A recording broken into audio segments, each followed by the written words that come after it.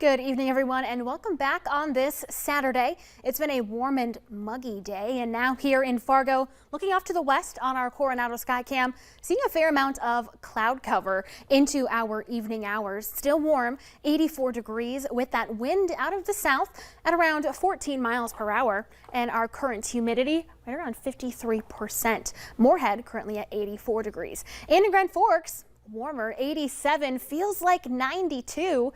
Wind is out of the south-southwest at 13 miles per hour. Temperatures widespread across the valley are in the 80s at this time. 82 in Detroit Lakes, 88 in Jamestown and Oaks, 86 up in Roseau. Now, looking at satellite and radar, not a lot to show. We had some morning showers and rumbles this morning. Thank you to everyone who sent awesome pictures of those shelf clouds moving into eastern North Dakota.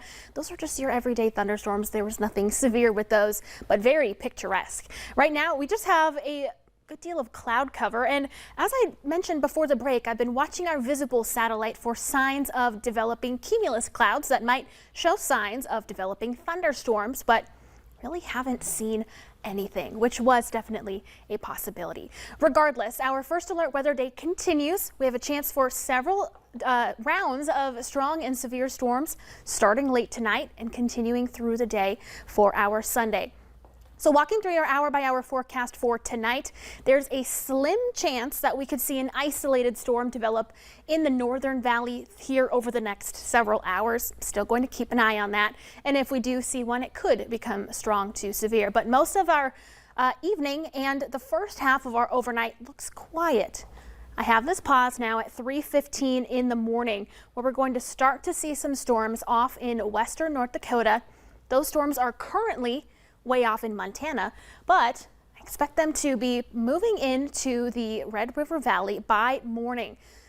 Here we are, about 6 o'clock in the morning is when I expect those to start moving into our westernmost counties, and this will become kind of a line of storms.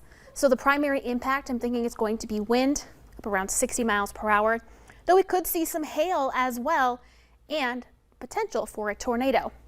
Then into the afternoon hours, we're going to see some redeveloping storms. But let's take a look at the Storm Prediction Center's outlook for the overnight into morning storms. Area shaded in yellow is in that level 2 out of 5 risk for severe. Large hail up around a quarter, wind gusts to around 60 miles per hour.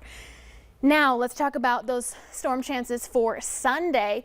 Our entire region shaded in a level 2 out of 5 risk for severe by the Storm Prediction Center. So starting off our hour by hour, right where we left off, we'll see some redeveloping storms right along that cold front in the peak heating of the day. So another warm and humid day tomorrow with those storms developing in the early afternoon, continuing to slide off from the east to the west through the afternoon hours, and most of them are gone by early evening.